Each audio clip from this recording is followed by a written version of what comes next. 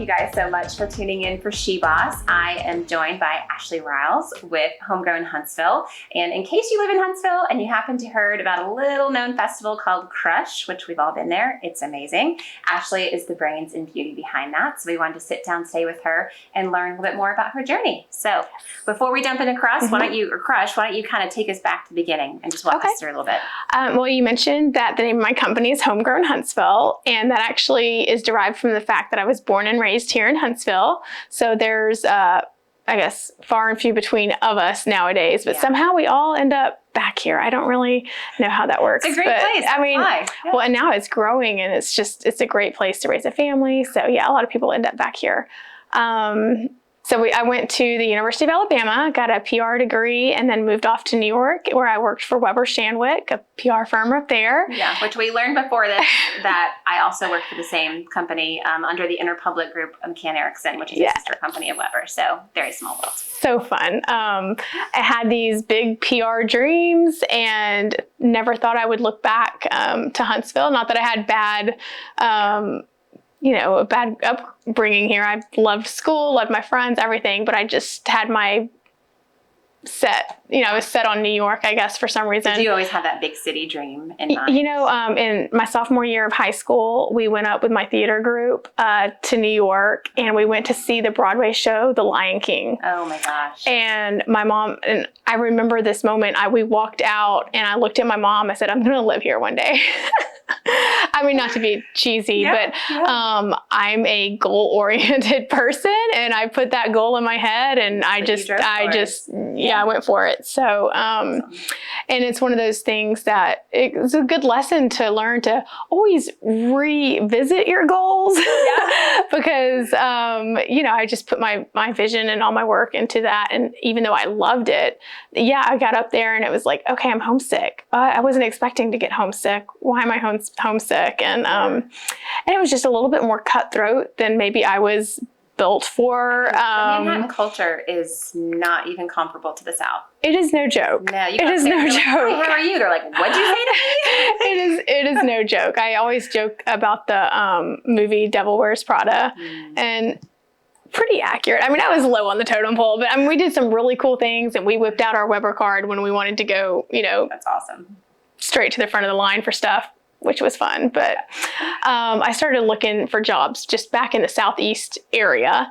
And I had a friend of mine from high school say, oh my goodness, there's this account coordinator position with Early Works Children's Museum to help with the Whistle Stop Festival and Santa's Village and things like that. And I just, she set up this interview for me, and I came as a courtesy to the high school friend's mom. And it turns out the lady that interviewed me, Dorothy Havens, was interviewing me as a courtesy to the same person. But we just hit it off in the interview, and we really connected. And I just instantly knew I could learn a lot from her, and that she would be a good mentor. And I moved back to Huntsville. So she's, kind of who got me back here. Yeah. And how old were you when you moved back to Huntsville and started that journey? Oh gosh, was I 25? Okay, so young, yeah. Yeah. So, I was just in New York for like a couple years after college. That's not enough time. It was perfect.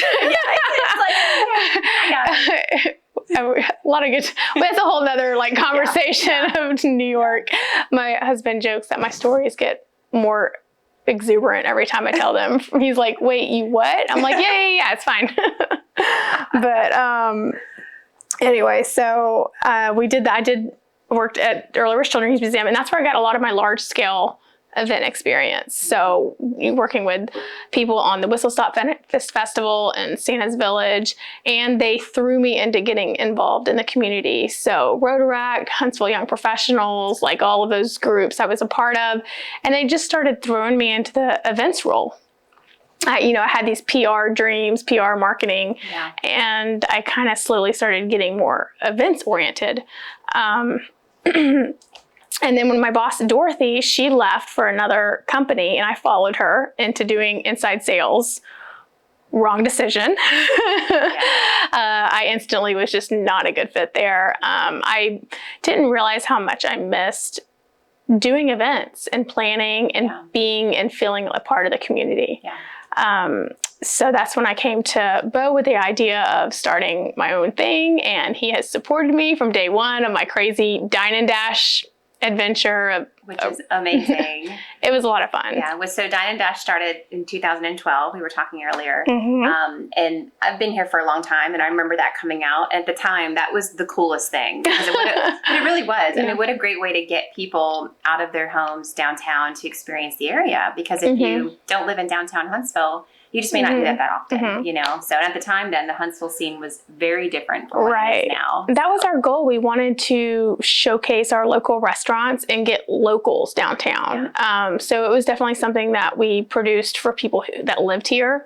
And we did it on Thursday nights because the Thursday nights were dead. Yeah. You know, I remember going into our third year, we were like, Thursday nights are kind of busy now. Yeah. And so we moved it up to Wednesday.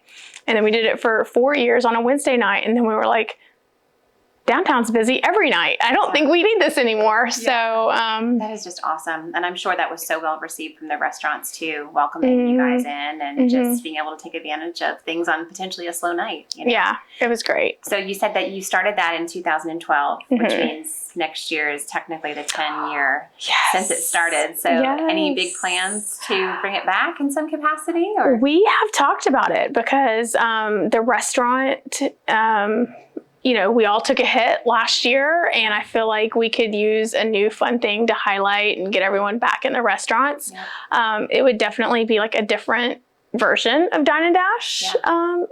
So I love that. So stay tuned. Yeah. Maybe, talking about that maybe more of like a progressive high-end dinner. Yeah, I love that. And, I mean, and the restaurant scene, as we've talked about, has totally changed. I mean, I live in Madison, and trying to keep up with what's going on, I'm like, oh my God, like they're just. I can't keep up. It's like my job to keep up, and I can't keep up. Yeah. So we, you know, when we started, I remember going to Chef James Boyce, and asking him if he would participate in Dine and Dash because he was 3 of the 5 restaurants downtown. And I mean, now we have so many restaurants. I mean, we were asking restaurants to participate, you know, 2 and 3 times over the course of the season, and now we have enough restaurants where you could have one tour 1 month where you're highlighted. Right. So. Well, I certainly don't want to, you know, give him all the credit, nor do I know him personally, or did I speak with him before this, but I feel like ever since he came here and opened up Cotton Row, and not that he's the sole reason for this, but there's just been this desire to have better dining downtown, and with DHI and everything that they've been doing here, I mean, it's amazing what has happened to the restaurant scene. There have been a lot of trailblazers to get Huntsville that's a great term where it is. Yes, absolutely. Yeah. Who else would you say is a trailblazer here from your perspective? Oh goodness, now you're gonna get me in trouble because I'm gonna like not mention the right people. Oh my goodness, they're just like taking over. Yeah, I love it. Church Street Wine Shop. So Church Street Wine Shop. It's funny because, I mean, we partnered together since the first year of Crush. And so I remember a restaurant friend introducing us and saying, hey, they're opening this wine shop. It's going to be really cool. Like, I promise you, they're good people. They're going to do good things. And I'm like, all right, cool. Like, I'll meet with them. And I guess she told them the same thing about me. Like, she's doing a wine festival. I mean, neither one of us had anything to go on. They hadn't opened their wine shop.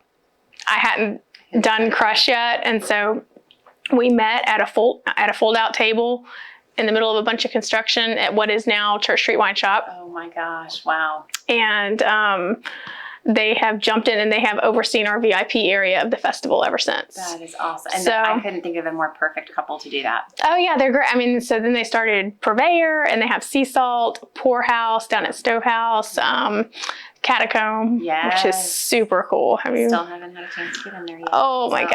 I need an insider to get me. I'm not cool enough, but I don't go out enough either. I know, me either. It's funny. People think I do, but I'm like, no, it's just work.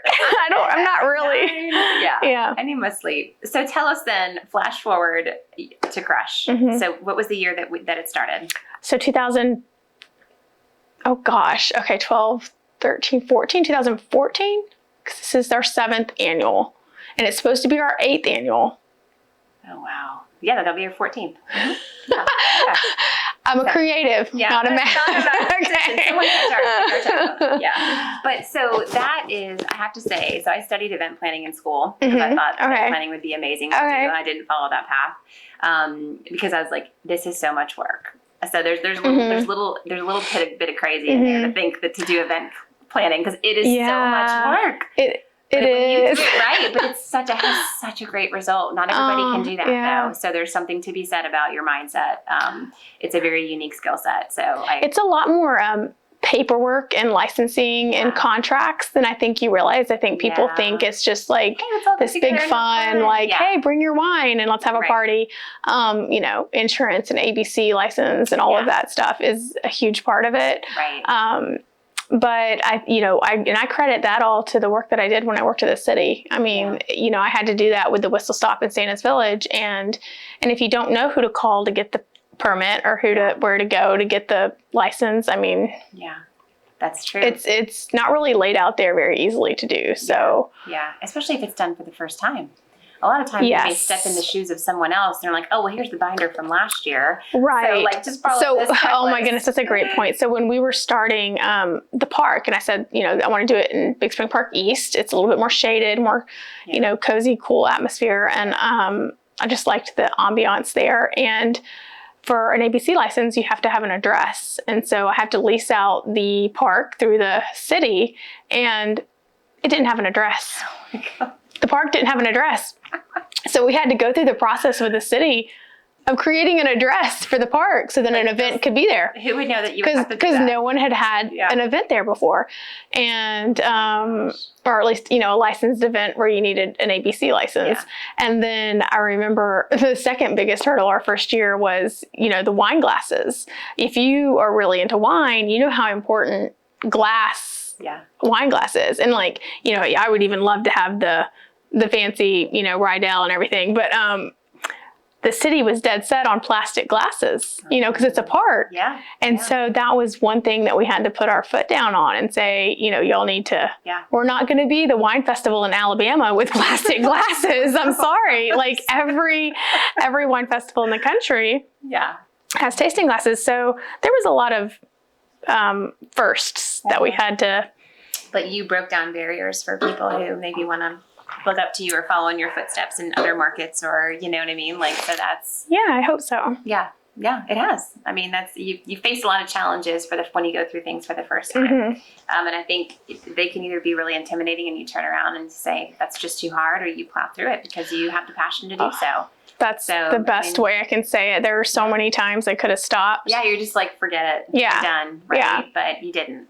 So one of the things that I am probably most excited about this year are the different experiences that you guys are bringing to Crush Wine Festival. So obviously there's wine, which we love, and we've refilled our glasses on off screen that you didn't see. I mean, it's on brand with Flourish. So trust me. Me too, apparently. Yeah, it's totally fine. So, but it's an experience, you know, it's not just come and drink some great wine, but it's come and experience all these different things, which I love because you're pulling in these local business owners who, you know, with chocolates and cigars and whiskey, right? All sorts of things. So tell me a little bit about what you guys are doing this year. And I learned that it varies year to year. It's totally different, right? Listen, I'm like, if you can't look back on what you've done and make changes and try new things every year, I don't want it to ever be the same exact thing every year. So people who have come from the very first year, they always know there's going to be a little bit of an element of surprise or something different that they can try. Yeah. I love that. One thing I listened to on the way over, because it complements this perfectly,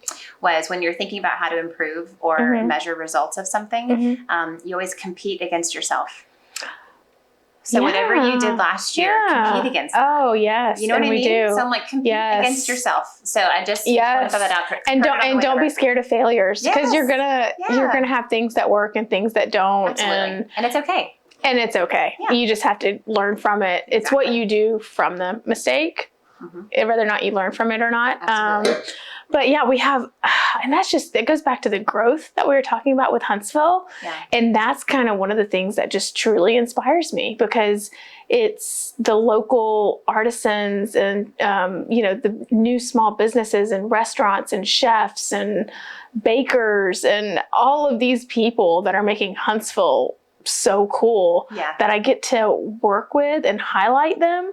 And so as many people that I can pull in and showcase is just so much fun to do. And I also think that that's what people want. You know, as much fun as like a big festival is and everyone coming downtown, people really want those more intimate, private like events.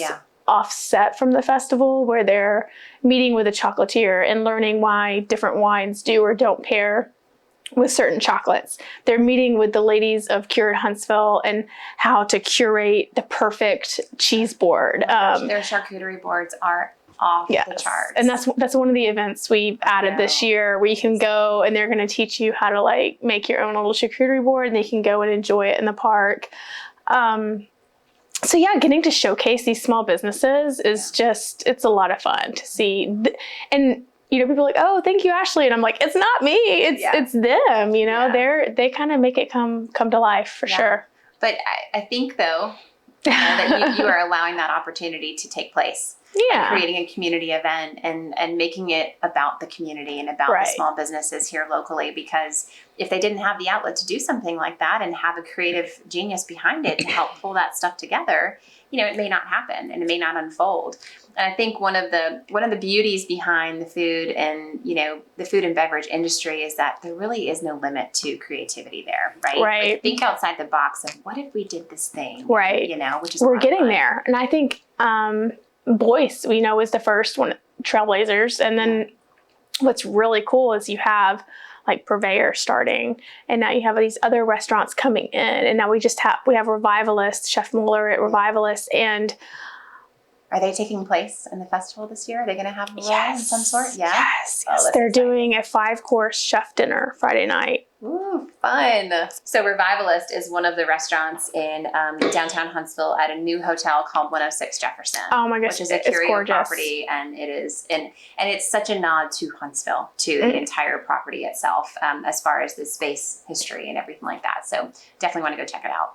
It's gorgeous, and the chef is amazing, and that's kind of what we've talked to him about, is like all of these chefs coming down. It's like a friendly competition because they're all going to start pushing each other to go a little bit more outside the box. Yeah, I love that. Yeah, and I think, you know, with Crush, I'm like, you know, we added the word food to it. It's Crush Wine and Food Festival. Bring it. Yeah, that's so exciting. So when is the festival this year, and how can people get tickets? Okay, so we have events that run the 22nd, the 23rd, that Thursday, all the way through that Sunday. In September. Yep. September 23rd through the 26th, but the actual festival is the 25th. Perfect. Okay. And we also, because Ashley loves us so much and we're so thankful, we have a promo code through Flourish to get a % discount off your ticket price. So we'll definitely include the link.